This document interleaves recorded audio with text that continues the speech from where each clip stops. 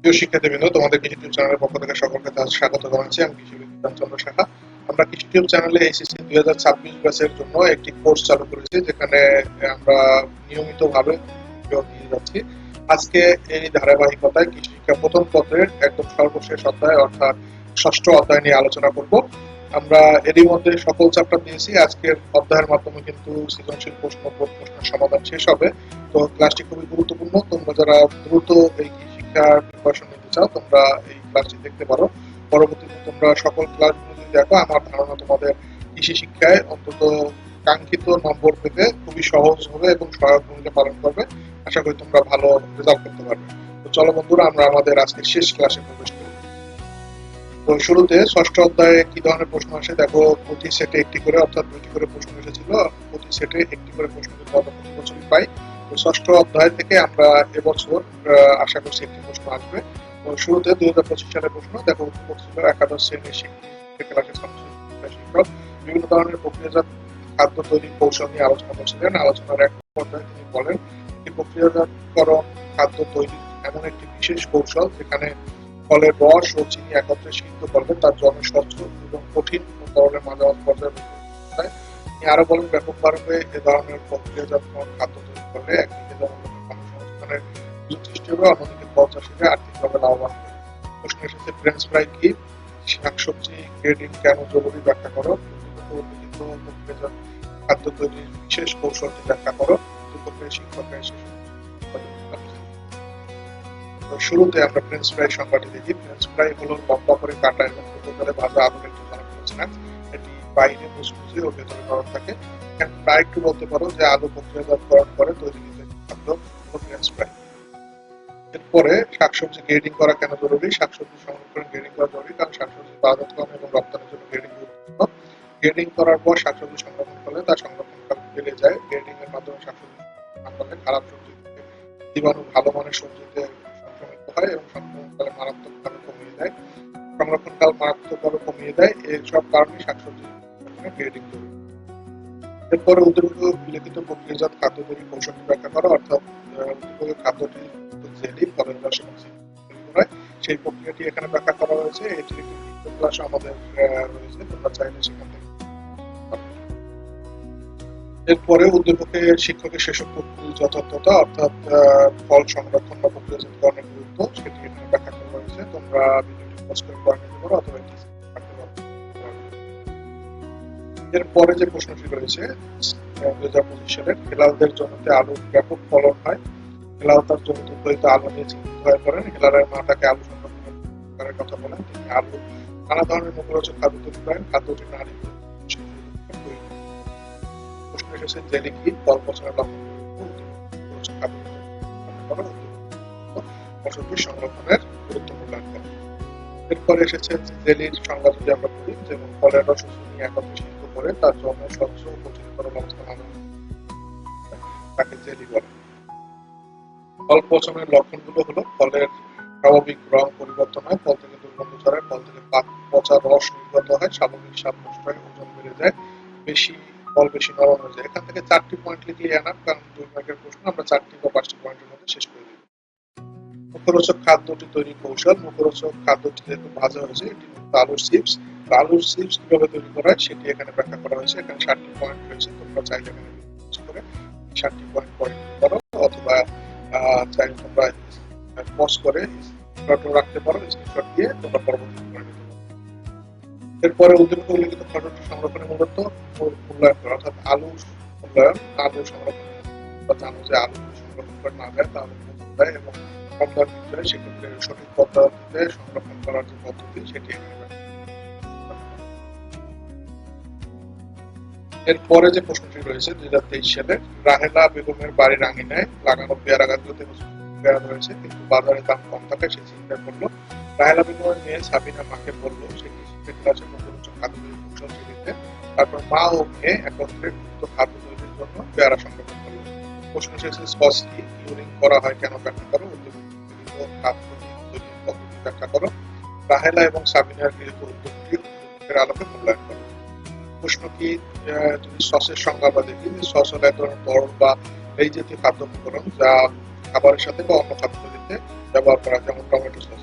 এটিও কিন্তু একটি প্রক্রিয়াজাতকৃত খাদ্য, অর্থাৎ সস একটি প্রক্রিয়াজাতকৃত খাদ্য, সেটি কিউরিং কেন করা হয় ব্যাখ্যা করো। কিউরিং মূলত হলো কাটা বা আঘাতপ্রাপ্ত গন্ধজাতীয় মশলা বা শুধু কাটা স্থানগুলিকে রোগমুক্ত করাকে কিউরিং বলে। গোল আলু, মিষ্টি আলু, কচু, পেঁয়াজ, আদা, হলুদ, মূল বা স্বল্প গন্ধ বা গন্ধজাতীয় সবজিতে এই কাজটি করা হয়। তাপমাত্রা ও উচ্চ আর্দ্রতায় 2-3 দিন রেখে শরীরের জখম সারানো হয়। এরপর উদ্ভিদ খাদ্য তৈরির পদ্ধতি ব্যাখ্যা করা, অর্থাৎ এক্ষেত্রে পেয়ারা থেকে জেলি তৈরির পদ্ধতি সেটি এখানে ব্যাখ্যা করা হয়েছে। আমরা চাইলে এখানে পজ করে নাও অথবা এটি নোট করেও নিতে পারো।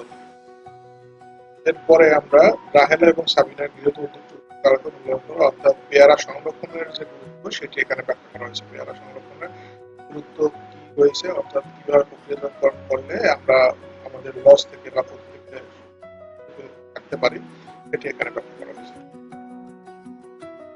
এরপরে যদি আমরা আরেকটি 23 সালের প্রশ্ন দেখি, যেখানে উত্তর এসেছে বসত বাড়ির আম গাছগুলোতে এবছর প্রচুর আম ধরেছিল। আমগুলো যখন মোটামুটি বড় হয় তখন হঠাৎ কালবৈশাখী ঝড়ে গাছের বেশিরভাগ আম ঝরে পড়ে। রোপণের মা সেসব কাঁচা আম প্রক্রিয়াজাতকরণ করে সংরক্ষণ করেন এবং সারা বছর ধরে ব্যবহার করেন।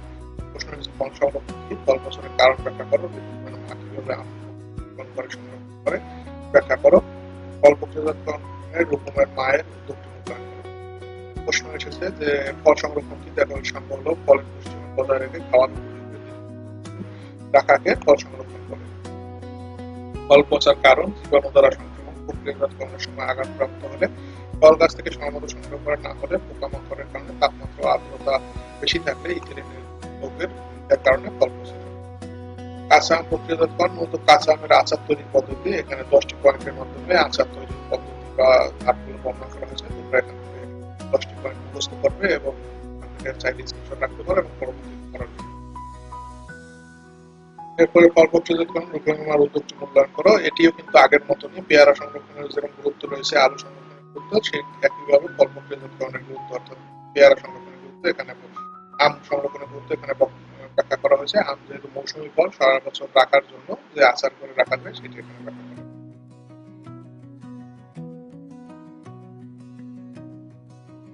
এরপরে 22 সালে আমরা আরেকটি প্রশ্ন দেখবো, যেখানে বলা হয়েছে রূপা আমের আচার খুবই পছন্দ করে, প্রায় বাজার থেকে আচার কিনে খায়, সেগুলো স্বাস্থ্যসম্মত নয়। রূপার মা জানতে পেরে তাকে বাজারে পাওয়া আচার সম্পর্কে সাবধান করলেন। তিনি সিদ্ধান্ত নিলেন বাড়ি দিয়ে আমের আচার বানাবেন। তিনি নিজের বাগান থেকে আম সংগ্রহ করেন, আচার তৈরি করেন। আচার পেয়ে রূপা খুশি হলো এবং স্বাস্থ্য ঝুঁকি কম। বলা হয়েছে কিউরিং কি, ফল ও শাকসবজি সংরক্ষণ প্রয়োজন কেন ব্যাখ্যা করো। রূপার মায়ের আচার তৈরির কৌশল ব্যাখ্যা করো। রূপার মায়ের সিদ্ধান্ত পক্ষে। এরপরে বলা হয়েছে কিউরিং কি, কিউরিং এর সঙ্গে আগেও বলেছি, এটি আর নতুন ফল ও শাকসবজি সংরক্ষণ কিউরিং কেন প্রয়োজন। তোমরা দেখো যে ফল ও শাকসবজি গ্রেডিং করার ফলে ফল ও শাকসবজি সংরক্ষণ করলে তার সংরক্ষণ ফল বেড়ে যায়। গ্রেডিং এর ফলে ফল ও শাকসবজি সংরক্ষণ না করলে খারাপ ফল ও ভালো মানের সবজি ও ফল সংরক্ষিত হয়ে ফলের সংরক্ষণকাল ভালো ফল শাকসবজি সংরক্ষণ করে। এরপরে আচার তৈরির কৌশল, সেই একই প্রশ্ন, আমের আচার তৈরির কৌশল, একটি 10টি পয়েন্টের মাধ্যমে ব্যাখ্যা করা হয়েছে। এরপরে রূপার মায়ের গৃহীত সিদ্ধান্ত আমরাও সেক্ষেত্রে আম মৌসুমী ফল, অর্থাৎ আম প্রক্রিয়াজাতকরণের গুরুত্ব এখানে ব্যাখ্যা করা হয়েছে। আসলে তোমরা উত্তরটি বুঝতে পেরেছো, এটি কিন্তু। এরপর যে 2022 সালের আমরা আরেকটি প্রশ্ন দেখি, যেখানে বলা হয়েছে যে ফরিদ বন্যার সময় তার চাচার বাড়িতে যান, চারিদিকে পানি, শাকসবজি গাছ মরে গিয়ে বাজার দাম চরমে উঠেছে। ফরিদ গিয়ে তার চাচি তরকারি ও বাঁধাকপি পানি দিয়ে ভাত দিলেন। চাচি বললেন কেন সবজি বর্ষাকালে কিভাবে, চাচি বলেন সংরক্ষণ করে রাখা হয়েছে তাই। গিয়ে শাকসবজির বস্তা কিভাবে তুলবে। ফরিদের চাষির ফুলকপি ও বাঁধাকপি সংরক্ষণ পদ্ধতি ব্যাখ্যা করা। ফরিদের চাষির শাকসবজি কিউরিং কি, কিউরিং এর সঙ্গে অনেকবারই এসেছে, আমরা আর আলোচনা করব না। শাকসবজি পচার কারণ বা লক্ষণ কি কি, লক্ষণগুলো এখানে রয়েছে, এটিও আমরা এখানে বলেছি স্বাভাবিক রং পরিবর্তন হয়, শাকসবজি গন্ধ ছড়ায়, পচা রস নির্গত হয়, শাকসবজি গায়ে সাদা ও ছায়াযুক্ত পত্রাগুলো লক্ষ্য করা যায়। ফল পচার লক্ষণ, শাকসবজি পচার লক্ষণ কাছাকাছি, তোমরা চাইলে এখান থেকে এবার ফুলকপি ও শাকসবজি সংরক্ষণের পদ্ধতি এই ব্যাখ্যা করা হয়েছে, ডিব্বিতে সংরক্ষণ করা হয়েছে এবং কিভাবে সংরক্ষণ করা হয় কেন করা হয় সেটি কিভাবে করা হয় সেটি ব্যাখ্যা করা হয়েছে। আশা করি তোমরা এই উত্তর পেয়েছো। এখান থেকে চাইলে কষ্ট হয় তোমরা পয়েন্ট দিতে পারো। এরপরে চাষি শাকসবজি সংরক্ষণের বিষয়বস্তু মূল্যায়ন করো, অর্থাৎ শাকসবজি সংরক্ষণ সেটি কেন গুরুত্বপূর্ণ সেটি মূল্যায়ন করা হয়েছে। তোমরা চাইলে এখানে বর্ণমূলক প্রশ্ন, 4 মার্কের প্রশ্ন তোমরা এখান থেকে করো। এরপরে যদি আমরা আরেকটি প্রশ্ন দেখি, 2019 সালে জামিলা বেগম তার বাচ্চাকে নিয়ে বাজারে গেলেন, তার বাচ্চা বাজারে এসে মোরব্বা দিতে গেছে, মোরব্বা কিনে খেল এবং মোরব্বা তৈরির যে পদ্ধতি সেটি বলা হচ্ছে যে জামিলা বেগম যখন মোরব্বা তৈরি করছিলেন সেই সময় পাশে বসে মোরব্বা তৈরি দেখছিলেন। ঝর্ণা বেগম নিয়ে পাশে মোরব্বা তৈরি করে দেখলো যে তার মোরব্বা শক্ত হচ্ছে। এবার প্রশ্নের সাথে ভিনেগার কি, ফল সংরক্ষণের প্রয়োজন কেন, তৈরি করতে কি কি উপকরণ লাগবে ব্যাখ্যা করো, জরিনা বেগমের মোরব্বা জামিলার মতো সংরক্ষণের কারণ বলো। ভিনেগার কি, ভিনেগার হলো অ্যাসিডিক অ্যাসিডের 6-10% জলীয় দ্রবণকে ভিনেগার বলা হয়। ফল সংরক্ষণ কেন প্রয়োজন এটি আমরা আগেও করেছি। এরপরে উদ্দীপকের বর্ণিত দ্রব্য তৈরি করতে কি কি উপকরণ লাগবে, অর্থাৎ মোরব্বা তৈরির উপকরণ সেটি এখানে 10টি পয়েন্টে লেখা হয়েছে। যেমন মোরব্বা তৈরির জন্য সবজি কিংবা ফল, সিদ্ধ করার পাত্র, কাঁটা চামচ, যেমন এছাড়া ফল যেমন আম, পেঁপে, গাজর, শসা এগুলো করা যায়। ফ্যাটিক অ্যাসিড, চাল কুমড়া প্রয়োজন করে, চুন, এলাচ, তেজপাতা, পানি। অর্থাৎ মোরব্বা তৈরির সবজি কিংবা ফল এক্ষেত্রে কিন্তু এই যে আম, পেঁপে, গাজর, শসা, চাল কুমড়া এগুলো ব্যবহার করা হয়। এরপরে জরিমার মোরব্বা জামিলার মতো শক্ত না হওয়ার কারণ বা না হওয়ার কারণ সেখানে ব্যাখ্যা করা হয়েছে, অর্থাৎ ভুল রয়েছে মোরব্বা তৈরিতে সেটি কিন্তু তাহলে এখান থেকে পড়ে নিতে আমরা এই প্রশ্নটির মাধ্যমে একদম শেষ করে ফেলেছি। আপনার 6ষ্ঠ অধ্যায় পর্যন্ত আমরা 6ষ্ঠ অধ্যায় প্রশ্ন সলভ করলাম। এই প্রশ্নগুলোর মাধ্যমে আমার দেখানোর উদ্দেশ্য একটাই, প্রশ্ন কিভাবে হয়, উত্তর কিভাবে থাকে এবং উত্তর কিভাবে দিতে হয় সেটি তোমাদের কাছে। সৃজনশীল প্রশ্নে কিন্তু হুবহু প্রশ্ন আসার কোনো যোগ্যতা নেই, কারণ হুবহু প্রশ্ন সৃজনশীলে হবে না। তোমরা যদি প্রশ্ন ধরতে পারো আমার ধারণা তোমরা এখান থেকে করতে পারো। তো বন্ধুরা আমরা এই সিরিজটি এখানেই শেষ করব। এরপরে আরেকটি কম্বাইন্ড ক্লাস নেওয়ার চেষ্টা করবো যেখানে শুধু জ্ঞানমূলক প্রশ্নগুলো থাকবে। এই জ্ঞানমূলক প্রশ্নগুলো, জ্ঞান এবং অনুধাবনমূলক প্রশ্ন নিয়ে একটি ক্লাস থাকবে। তা বাদে কিন্তু আমরা শেষ করে ফেলেছি, প্রায় সম্পূর্ণ চ্যাপ্টারগুলো আমরা শেষ করেছি। সেকেন্ড পার্টে প্রায় 10-11টি ক্লাস এবং ফার্স্ট পার্টের প্রায় 8-10টি ক্লাসের মাধ্যমে কিন্তু এই কোর্সটি শেষ করলাম। তো যদি কোর্সটি তোমাদের উপকারে সামান্যতম কাজে লাগে তাহলে আশা করবো আমার এই কোর্স সার্থক হবে। তো তোমাদের সকলের জন্য শুভকামনা। 2026 বছরের পরীক্ষার্থীদের সকলে ভালো ফলাফল করো, কাঙ্ক্ষিত ফলাফল পাও সেই কামনা করে আজকে